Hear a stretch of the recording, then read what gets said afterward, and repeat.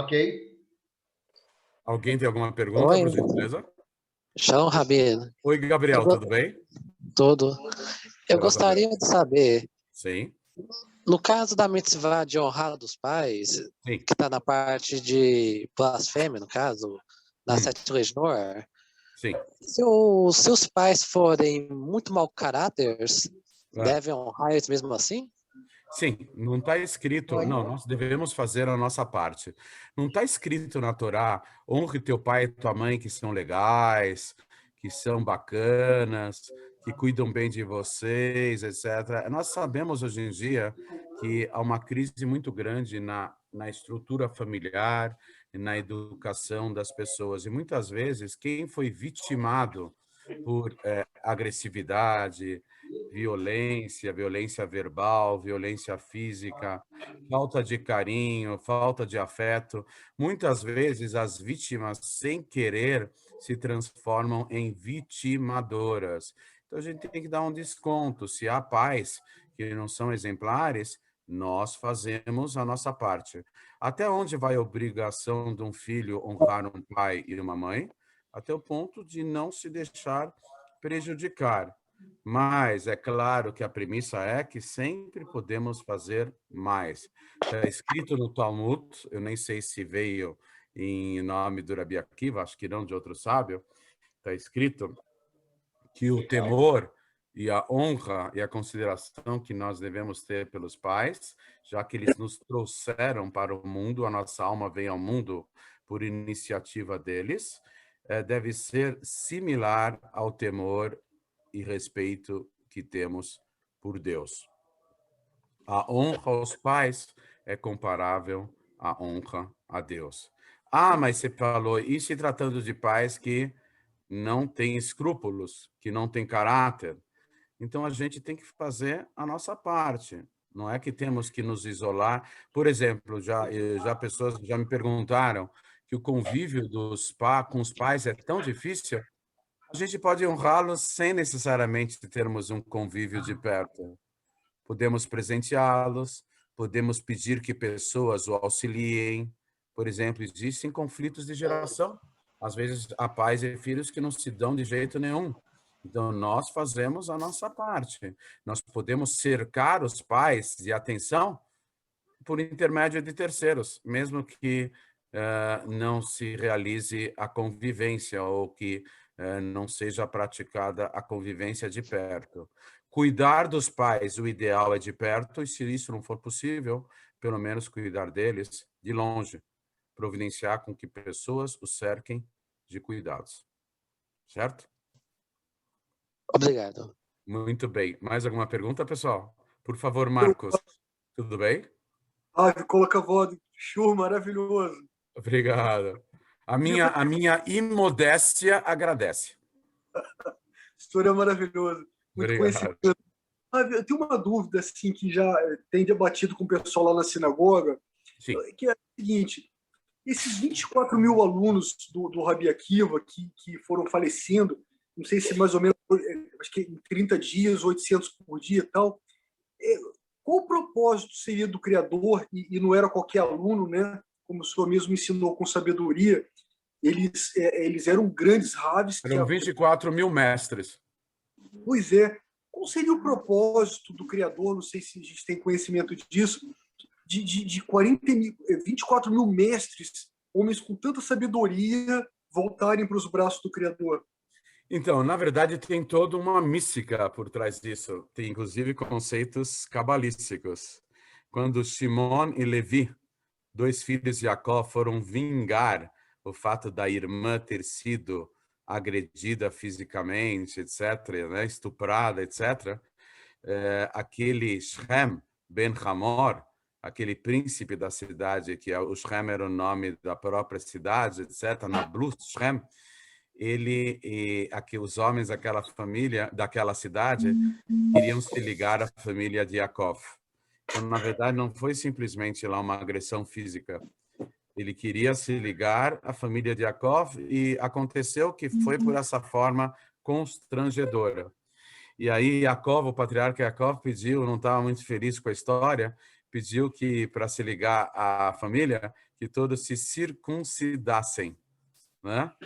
E eles se circuncidaram. Foi lá Shimon e Levi, e atendendo às leis de Bnei Noach, que quando há um caso de ato imoral, relação proibida, que poderiam pagar com a própria morte, todos os sábios da cidade de Shem ficaram quietos, né?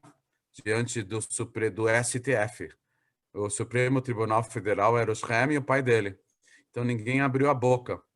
Aí o que aconteceu? Shimon e Levi foram à desforra, porque pela lei dos Bnei Noach, aquela cidade deveria ter sido eliminada. Os homens, pelo menos. Então, Shimon e Levi mataram todos os homens daquela cidade, que estava ainda convalescendo da circuncisão. Shimon tinha 14 anos, Levi tinha 13 anos. Eles foram chamados de homem, daí é uma dica que a maioridade judaica vem com 13 anos, dos dois o menor era Levi. Mas depois, com o tempo, descobriram que, apesar dos irmãos terem se unido naquele momento, Shimon fez o que fez porque ele era esquentado e Levi fez o que fez porque ele estava servindo a Deus. Fizeram o mesmo com intenções diferentes. Shimon acabou resultando numa tribo de Israel ligeiramente problemática e Levi se tornou a tribo mais sagrada do povo de Israel, de onde sai Moshe Rabbeinu, e o irmão dele, Aaron Cohen, e todos os Kohanim. Levi e Kohanim trabalhavam no templo. Quanto eram as pessoas da cidade de Israel que tinham almas sagradas e queriam se ligar ao povo de Israel? Quanto era o número de homens da cidade de Israel que foram mortos? 24 mil. E quem que os matou? Levi o fez atendendo a lei de Bnei Noach para servir a Deus. Mas Shimon fez isso porque ele era esquentado. O que aconteceu? Essas 24 mil almas sagradas surgiram como judeus dentro da tribo de Shimon. Na hora que Zimbri e Cosbi, Zimbri era um líder da tribo de Shimon, ele entrou numa cabana lá para se unir fisicamente a Cosbi, no meio do acampamento da tribo de Shimon. Cosbi era uma princesa midianita e todas as princesas midianitas estavam trazendo estátuas ou penduradas no pescoço, debaixo do braço, e para se unirem aos membros de Shimon, elas pediam que eles se ajoelhassem para a estátua. Ou seja, a pior coisa possível é esse combinação de idolatria com imoralidade. Começou uma epidemia, acho que era o coronavírus. Começou uma epidemia lá no deserto. Quantas pessoas tombaram da tribo de Shimon? 24 mil. Essas almas voltaram de novo. Essas mesmas almas, 24 mil, eram os 24 mil alunos de Rabi Akiva. E parece que Rabi Akiva, não me lembro mais, ele tinha uma faísca ou do próprio Shimon, eu não me lembro mais o detalhe. Essa história vai longe, eu não sei o desfecho dela. Mas durante 3 vezes, 24 mil almas sagradas tentaram se firmar nesse mundo e não conseguiram. Então, tem muita coisa por trás disso, aspectos da mística do judaísmo, da Kabbalah. Tá? Mas eles eram grandes mestres e o principal deles, os 5 maiores deles, que equivaliam a outros 24 mil, eram especialíssimos, os 5 maiores alunos de Rabi Akiva, dentre eles Rabi Shimon Bar Yochai e Rabi Meir Balanés, 2 gigantes do judaísmo. Rabi Shimon Bar Yochai, Rabi Meir Balanés. Eu não sei dizer a vocês quem é maior, se era Rabi Shimon Bar Yochai ou o mestre dele, Rabi Akiva, né? Eles eram muito grandes. Então, toda essa história, a pergunta é também, por que nós temos esse luto? Passado 2000 anos e não é nenhuma história bíblica. É um episódio pós-bíblico, mas o impacto foi tão grande com a mortandade desses 24 mil, que até hoje os judeus do mundo inteiro fazem uma espécie de luto pela morte desses 24 mil mestres, que na verdade eram 24 mil alunos do Rabi Akiva.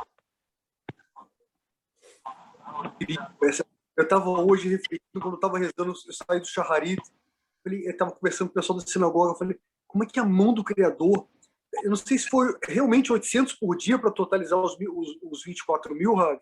Sim. Na verdade, tem várias versões de que forma que eles morreram e como foi, etc. Tem uma versão que parou a mortandade em Lag BaOmer e tem outra versão que o único dia que não morreu foi Lag BaOmer, né? Que é o 33º dia da contagem do Omer, né? Nessa época, nós temos alguns costumes de luto. Nesse período, nós não fazemos casamentos, não ouvimos música, não cortamos o cabelo. Eu já não tenho esse problema, para mim é um pouco mais facilitado aqui, né? Então, e barba a gente não corta nunca, mas tem grupos ortodoxos que cortam a barba, mas nesse período não cortam a barba. Nós, os Hassidim e os ligados a Kabbalah não cortam nunca, porque, na verdade, a barba, segundo o judaísmo, não é uma barba, é uma antena. Tem antena parabólica e tem antena barbabólica.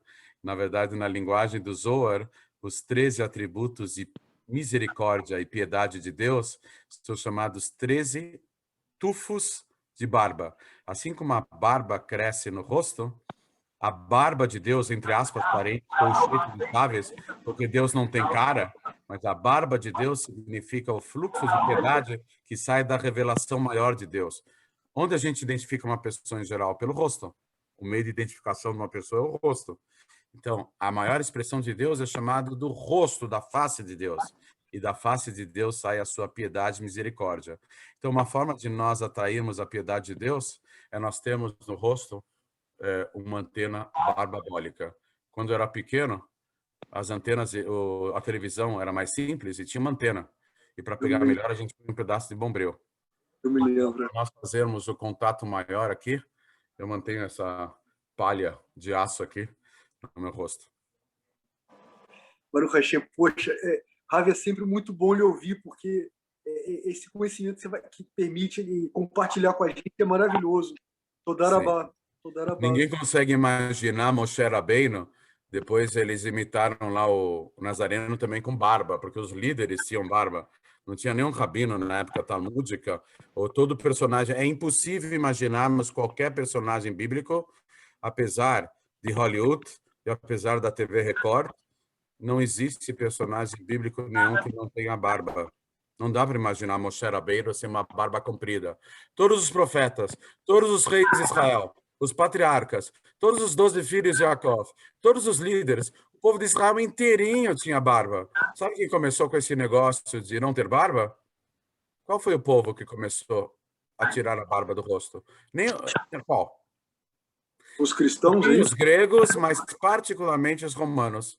Os romanos foram o primeiro povo da face da terra a não usar barba. O costume do homem cortar a barba e não usar barba no rosto é uma herança do Império Romano. Os gregos começaram um pouco isso. Tinha gregos com barba e gregos sem barba. Mas a totalidade dos romanos não usava barba. Então é um costume romano. Por isso que são chamados a civilização ocidental, é chamada a civilização cristã ocidental, que tem como fonte de inspiração a civilização clássica, que são os gregos e romanos. Mas antes dos romanos, todos os povos do mundo, homem usava barba. Era o costume. E o costume judaico tem todo um assunto. Tem muitos judeus, mesmo ortodoxos, que não usam barba, que cortam a barba, mas não está ligado nem à mística do judaísmo, nem à filosofia hassídica e nem à Kabbalah. Uma forma de atrairmos a piedade e misericórdia de Deus é termos no nosso rosto uma antena barbabólica. Coloca a voz. Poxa. Obrigado, muito bem, mais uma pergunta, pessoal. Vou aproveitando aqui o nosso espaço e o nosso tempo também. Shalom, Rabino. Fala, Gabriel. Eu gostaria de saber, Sim. Porque geralmente eu faço as cenas, Benenor, mas ultimamente eu tô só lendo, eu não consigo mais me concentrar tanto como eu fazia. O senhor tem alguma dica para Sim, em primeiro lugar, esse não tem foco? problema. A Shem não exige o impossível das pessoas. A maioria das pessoas tem problemas de concentração e déficit de atenção. Inclusive eu. Acredite se quiser, mas eu tenho problemas de déficit de atenção. A maioria das pessoas tem hoje em dia, está ligado ao exílio. Ao exílio. O povo de Israel está exilado e Deus está menos revelado no mundo, está mais oculto. Então, a dispersão da atenção. E também tem um aparelhinho assim, aparelhinho, ele ajuda um pouco e atrapalha um pouco também, chamado celular, ou computador, que a gente diariamente se depara com milhões de informações, nós apreciamos milhões de informações e não conseguimos nos aprofundar em nenhuma delas. Então, Gabriel, fica a dica assim. Qual é a dica? Tem dois tipos de oração. No judaísmo tem a oração como mitzvah da Torá, preceito bíblico. Qual é a mitzvah da Torá de orar a Deus no momento de necessidade? Em que língua? Na língua que sai do coração, que muitas vezes é intraduzível em palavras. Um coração sincero, um coração quebrado, é a melhor forma de se dirigir a Deus. Então, a oração mais forte é aquela que não precisa se ater a textos, a conceitos pré-concebidos, a formas. Agora tem a oração em substituição às oferendas do templo, que são as orações do Sidur. Tem o Sidur também dos Bnei Noach, o livro de orações. Então, os sábios, eles souberam exatamente, por exemplo, quando a gente lê os Salmos, a gente pode pensar, mas não são minhas palavras os Salmos, são palavras, o que eu tenho que encaixar nas palavras dos Salmos. Então, tem altos segredos nos Salmos. E quando a gente lê os Salmos, quando lê as orações, tem mais coisa envolvida aí no canal aberto. Mas o principal da nossa oração, você pode formular uma oração própria, pessoal sua, em português mesmo. Pessoal, Deus não precisa do Google Translator, Google Tradutor. Porque, em primeiro lugar, Deus é poliglota. Em segundo lugar, Deus entende a linguagem principal, que é aquela que sai do coração e que é intraduzível em palavras. Então, você pode rezar da sua forma, Gabriel, e você não precisa ler muito. Se você tem dificuldade de se concentrar, em vez de ler um montão de texto e, de repente, você se descobrir numa sessão de leitura dinâmica, pelo amor de Deus, vencer um calhamaço do Sidur não é batatinha diariamente, né? Então, escolhe um pouquinho, escolhe uma forma de você se concentrar mais é não rezar muito, reza pouco. Que os seus 5 minutos, eu vou dar uma dica aqui, o principal aluno do Rabi Akiva, Rabi Shimon Bar Yochai, que compilou o Zohar, também um grande sábio do Talmud da época da Mishnah. Rabi Shimon Bar Yochai tem duas opiniões díspares.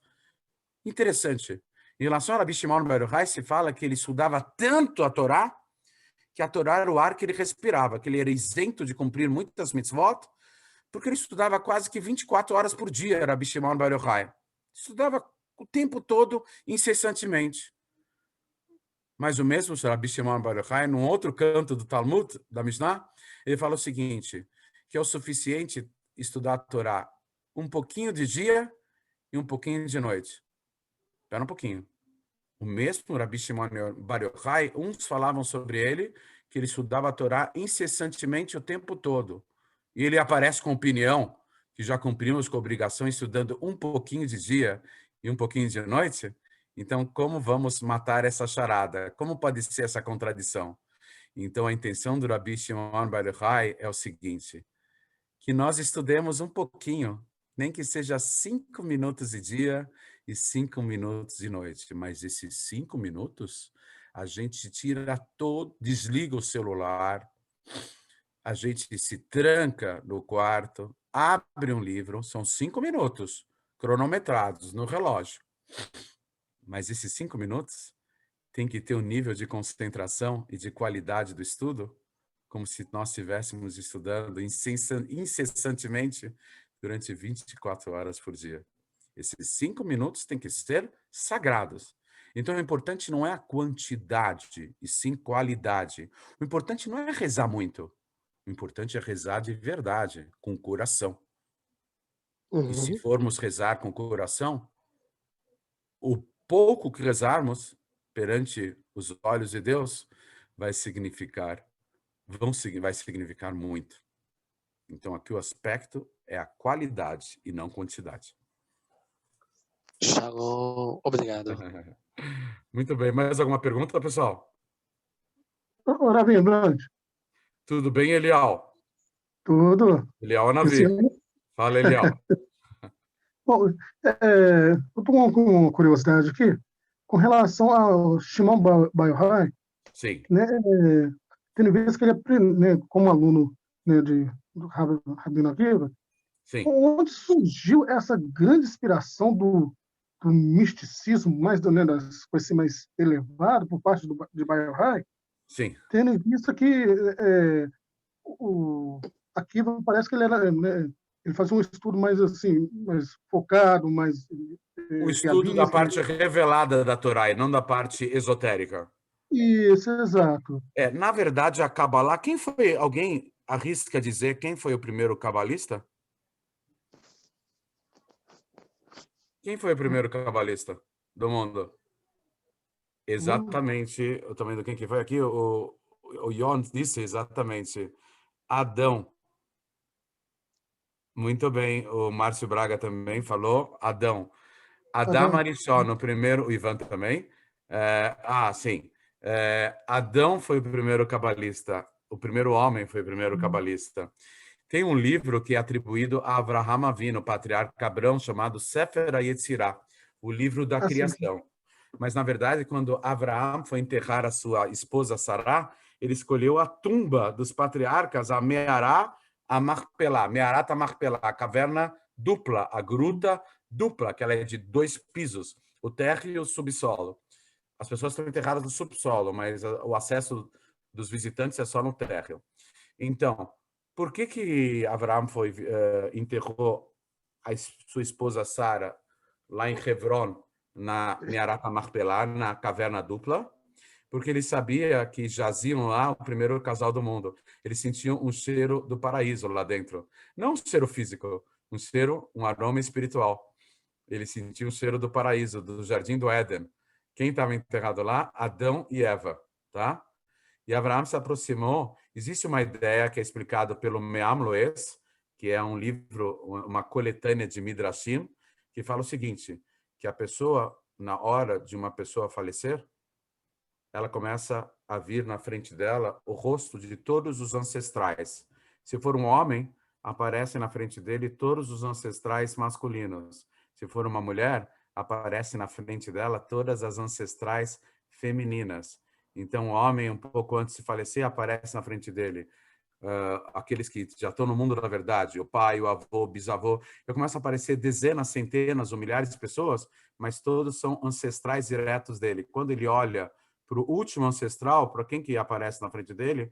O semblante do Adão.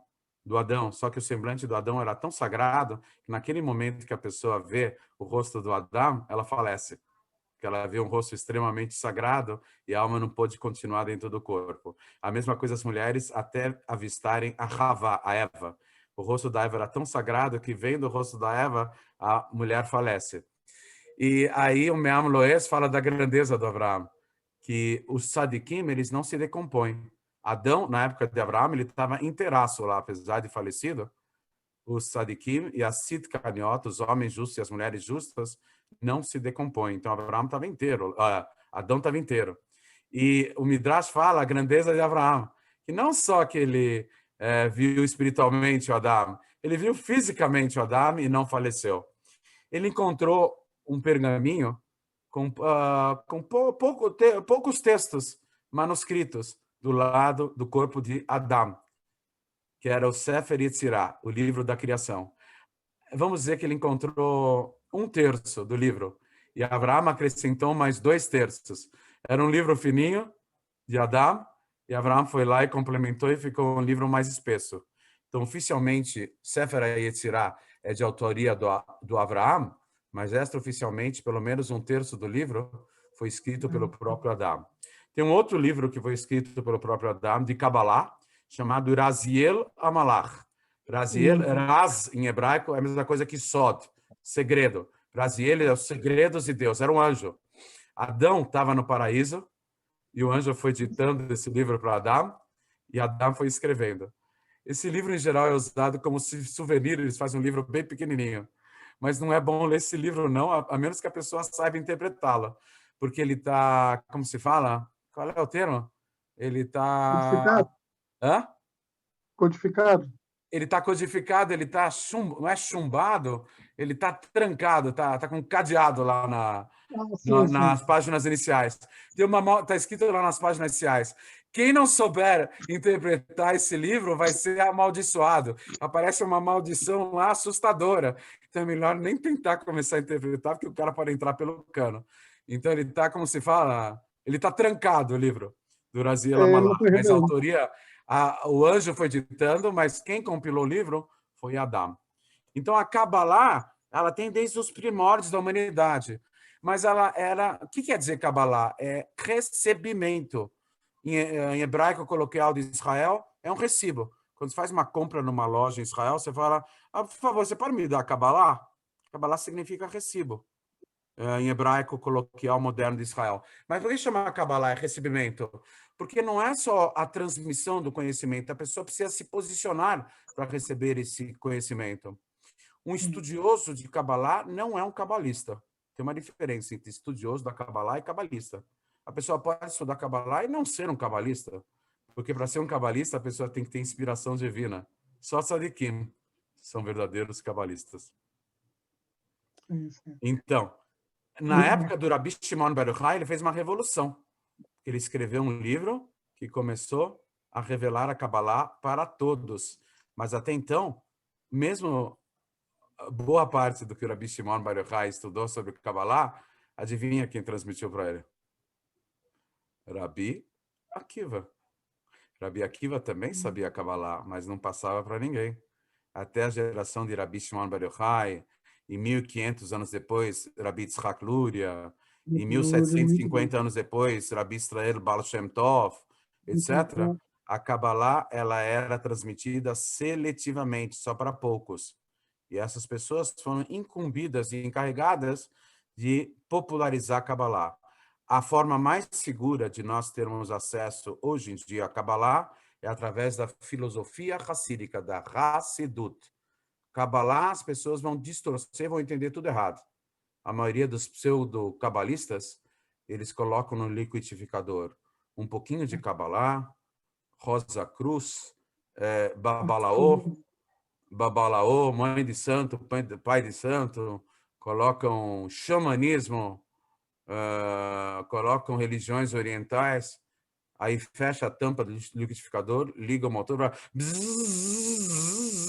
aí sai uma coisa meio diferente que começa a passar em todo lugar. Não é Kabbalah não, pessoal, é pseudo-Kabbalah. Fala, Marcos. Sim. Corrige se eu tiver. Estendendo um gancho ainda na questão de Kabbalah, eu vi alguns rabinos cabalistas, homens, né, muito sérios, com estudo cachê mesmo, né, de Kabbalah, e eles fizeram, né, grande parte deles concordam com relação a uma, vamos dizer assim, no período, vamos dizer assim, que antecede a vinda de Mashiach, né, um estudo crescente, uma dedicação crescente na Kabbalah. Sim, o Rabi Yitzhak Luria, e particularmente Baal Shem Tov, e particularmente os líderes de Rabat, e particularmente o Rebbe, líder da nossa geração, candidato chapa única, eles falam que a Kabbalah é uma forma, não é Kabbalah, é Hassidut. A fina flor da Kabbalah é a Hassidut. Kabbalah não é para qualquer um. Hassidut é para qualquer um. Então, a fina flor da própria Kabbalah é Hassidut, porque ela é acessível por qualquer pessoa sem conhecimento prévio. E essa é uma preparação para a revelação do Mashiach. Mas não nos deixemos levar pelas aparências. Na Kabbalah funciona assim. Quem sabe, quem diz não sabe, e quem sabe não diz.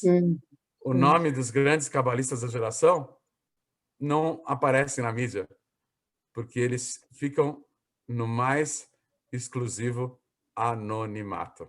Tá? Os verdadeiros cabalistas. A quem se apresentam como cabalistas, muitas vezes emissários do Rebbe transmitem conceitos da Hassidut e para atraírem público, nas aulas, falam que é Kabbalah. Eu tenho um canal chamado Segredos Cabalísticos. Eu não sou cabalista, de forma alguma. Eu sei umas pinceladas muito superficiais. E como que eu posso ter um canal chamado Segredos Cabalísticos? Porque, na verdade, eu não estou mentindo. Eu falo de Hassidut e alguma coisinha de Kabbalah. Só que a Hassidut está intrinsecamente ligada a Kabbalah. E qualquer um pode estudar a Hassidut.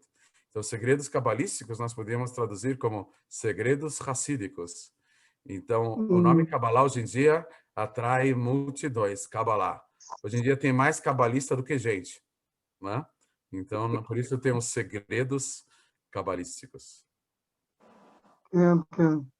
Uhum. Toda. Mais alguma pergunta, pessoal? Aproveitar, nós temos 7 minutos, pessoal. Vamos aproveitar o tempo remanescente. Sim, pois não? Alguém vai fazer uma pergunta? Rabino, Fala, Gabriel. sobre o Nabucodonosor destruiu o templo. O Por que primeiro teve um templo. sonho tão Nabucodonosor revelador? destruiu o primeiro templo e Titus destruiu o segundo templo. Por que teve um sonho tão revelador dos fins dos tempos?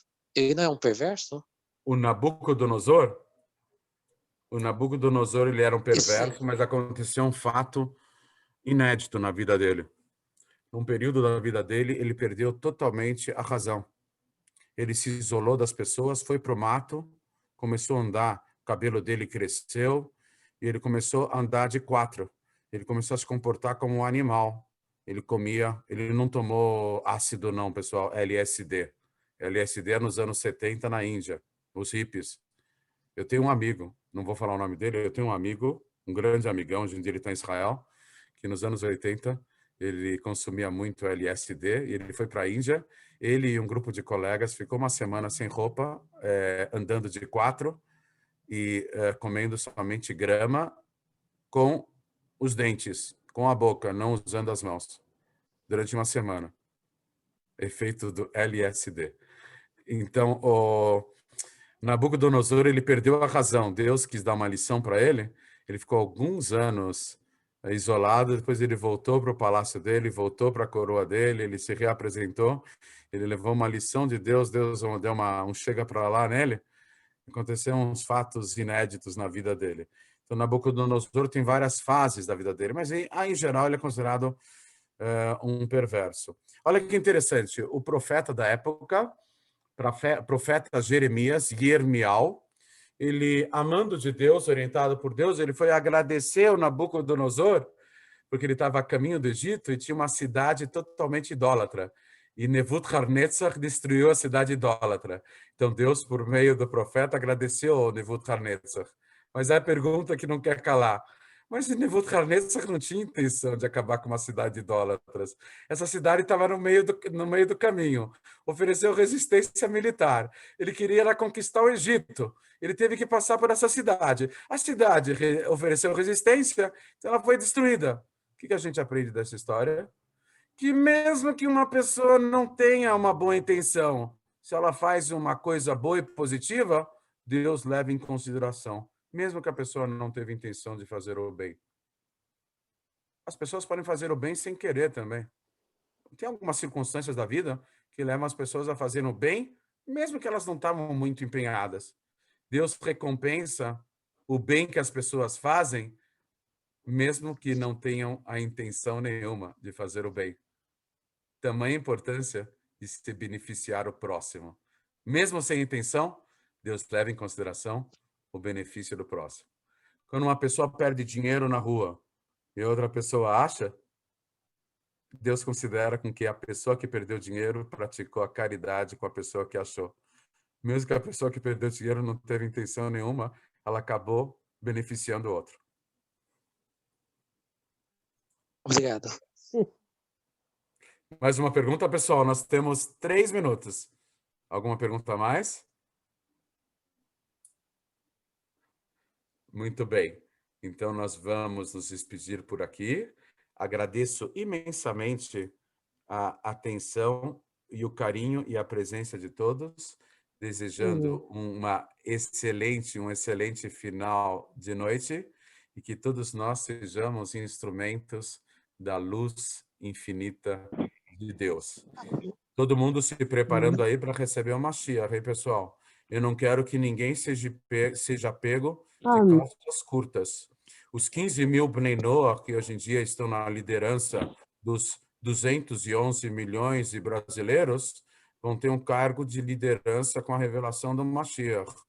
Estão surgindo aqui 15 mil líderes que vão estar representando a nação brasileira junto ao Mashiach. Então, vocês têm uma responsabilidade do tamanho do mundo, porque vocês vão ser os interlocutores do Brasil junto ao rei Mashiach. Bom, vão se preparando desde já. Não quero ver ninguém sendo pego de calça curta. Pessoal, boa noite. Tudo de bom. Boa noite. Excelente shiur, Rav. Sim. Excelente shiur. Oi? Excelente shiur, Rav. Obrigado. Muito obrigado. Saco Baru. Tchau, pessoal. Zé Baru. Que bom. Tá bom, colo todo.